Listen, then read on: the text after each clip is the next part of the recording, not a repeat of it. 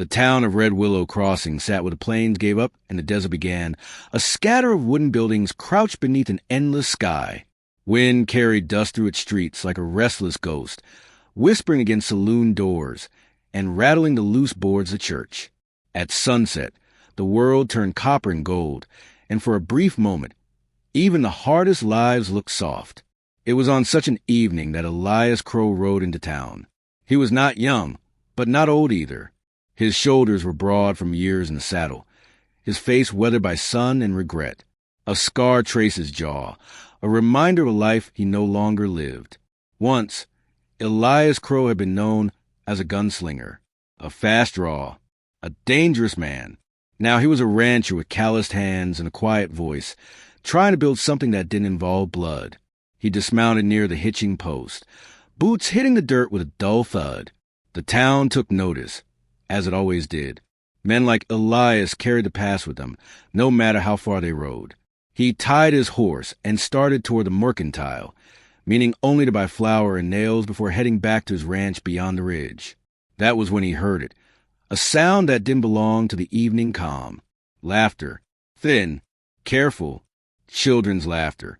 He followed it past the edge of town, beyond the last proper buildings, to a collapsed shed leaning like a tired old man. There, beneath a roof patched with canvas and hope, were 7 children. They froze when they saw him. Dirty faces, hollow eyes, clothes stitched and restitched until the original fabric was impossible to tell. The smallest, a girl with tangled dark curls, stepped instinctively in front of the others, chin lifted in defiance that trembled despite her effort. Elias stopped several paces away, hands open at his sides. "I'm not here to trouble you," he said gently. The children didn't answer. They'd learned that silence was safer. His gaze moved slowly across them, counting. Too thin, too quiet, forgotten. "You hungry?" he asked. That did it. One boy, a freckled lad with hair like straw, swallowed hard. "We ain't begging. I ain't offering charity," Elias replied. "Just supper." The little girl stared at him, eyes far older than her years. "People always want something," she said. Elias met her gaze. "I used to be people," he said softly. "I don't aim to be any more." After a long moment, she nodded once. Her name was Clara May. She followed him with cautious steps to the back of the mercantile, where Elias bought more food than he'd planned. Beans, bread, apples. The clerk raised an eyebrow but said nothing. They ate behind the shed as lantern light flickered to life across the town. Elias sat on a crate, passing out food without comment, pretending not to notice the way the children hid bites for later. When they were finished, Clara lingered. "Why'd you help us?" she asked. Elias looked out at the darkening plains. "Because someone should have helped me," he said. She nodded, as if that answer made perfect sense. Miriam Hale noticed Elias the next morning. She stood at the doorway of the one-room schoolhouse, watching him help the children wash their hands at the pump. Miriam had come to Red Willow Crossing after her husband died of fever, seeking quiet, purpose, and a place that didn't know her grief. She saw kindness when she saw it. Later, she approached him with measured steps. "They haven't been attending school," she said gently. "They ain't got shoes," Elias replied. Miriam smiled faintly. "I have some." That was how it began. Small things. Shoes left by the shed. Lessons held beneath a cottonwood tree. Elias fixing the roof with scrap lumber, while Miriam read aloud, her voice steady and warm. They spoke little at first. Glances lingered. Words stayed unspoken.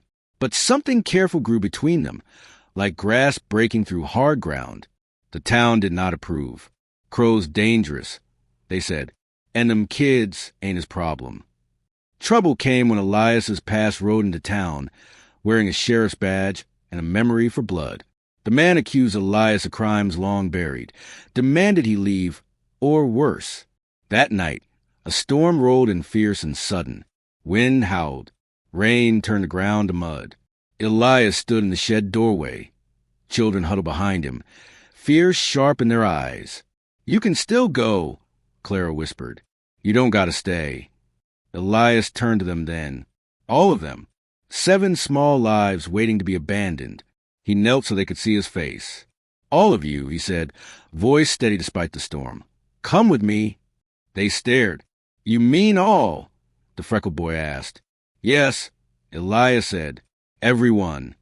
Hope flickered, fragile, terrified, but it was there. They left before dawn. The journey to Elias's ranch was hard. Mud, cold, fear. But Miriam came too, riding beside Elias, lantern light swinging between them in the dark.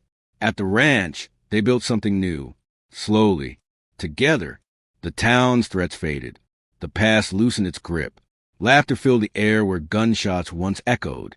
One evening, as the sun bled gold across the plains, Miriam stood beside Elias, watching the children chase fireflies. "You chose them," she said. Elias nodded. "They chose me too."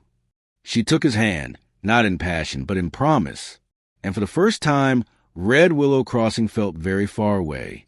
In the quiet of the frontier, love took root. Not loud, not sudden, but strong enough to last. And the children slept that night, knowing they were no longer waiting to be chosen. They already were. The ranch did not magically become a home the moment they arrived. It took work. It took patience. It took nights when the wind clawed at the walls and the children woke crying, convinced this place too would vanish by morning. Elias understood that kind of fear. The first weeks passed slowly. He rose before dawn, as he always had, but now small shadows followed him. Barefoot at first, then shod once Miriam mended what she could. He taught the boys how to mend fences, how to spot a rattler before it struck, how to listen to the land. He taught the girls how to ride, how to hold rein steady, how not to be afraid of something larger than themselves. Clara may stay close. She didn't speak much, but she watched everything. When Elias hammered boards, she counted the strikes. When he saddled a horse, she mirrored his movements with invisible tact. At night, she sat on the porch steps while he smoked quietly, the stars spilling across the sky like silver dust. "You gonna send us away someday?" she asked one evening, voice barely louder than the cicadas. Elias didn't answer right away.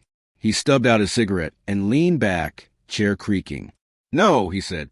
"I don't make promises I can't keep." She nodded, accepting that as truth. Miriam watched moments like that from the window, her heart tightening in ways she didn't yet name. Trouble, however, does not forget easily.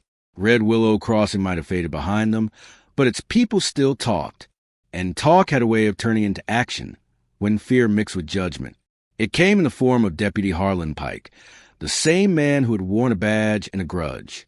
He arrived one afternoon with two others, dust-coated and stiff-backed, claiming concerns for the children's welfare.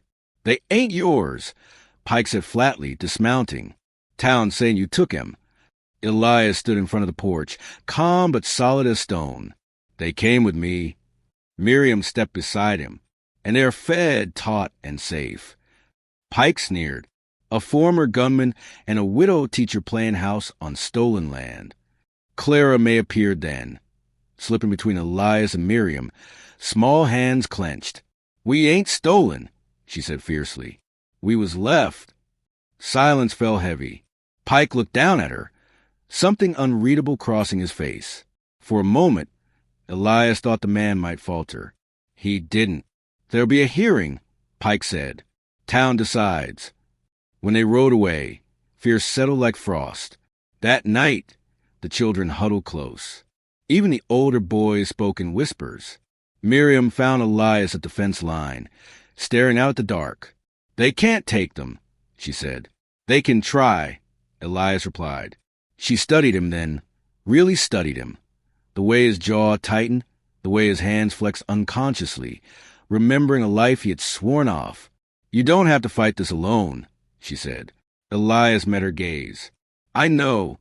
It was the first time he let himself believe it. The days before the hearing were heavy with tension. Miriam wrote letters to the church, to a missionary society, to anyone who might listen. Elias rode to neighboring ranches, calling in favors earned through quiet decency rather than force. The children sensed the weight, but tried to be brave. Clara helped Miriam teach the younger ones their letters. She took pride in it, standing a little straighter when someone learned a word. "You're good at this," Miriam told her. Clara shrugged. Someone's got to make sure they don't end up dumb like folks think we are. Miriam smiled sadly. You're smarter than most adults I know. That night, Clara asked a question she'd been holding in her chest. You love him? She asked Miriam. Miriam paused, candle flickering between them. I care for him, she said carefully. That's love, Clara said, just quieter. Miriam laughed softly, then blinked away tears. The hearing was held in the church. Wooden benches, dust motes floating in sunlight. The town gathered, curious and wary. Elias stood tall, Miriam at his side, the children seated behind him like a small, trembling army. Accusations were made. Past sins dragged into the light. Words like dangerous and unfit thrown around carelessly. Then Miriam spoke. She spoke of kindness, of nights spent teaching by lantern light, of hands that healed rather than harmed, of children who had learned to laugh again. Then Clara stood. No one had expected that. They say we ain't wanted, she said, voice shaking but strong. But he wanted us. All of us. Not 'cause we're useful. Not 'cause we're good. Just 'cause we're us. Silence filled the church. An old rancher cleared his throat. That's more than most folks ever get. The decision came slow, but it came. The children would stay. When it was over, Elias sagged slightly, relief finally cracking through him. Miriam took his hand without thinking, and this time he didn't let go. Life settled into something resembling peace. Spring painted the plains green. The children grew stronger. Laughter came easier. The ranch breathed.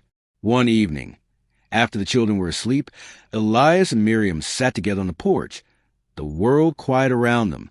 I never planned this life, Elias said. Miriam smiled. Neither did I.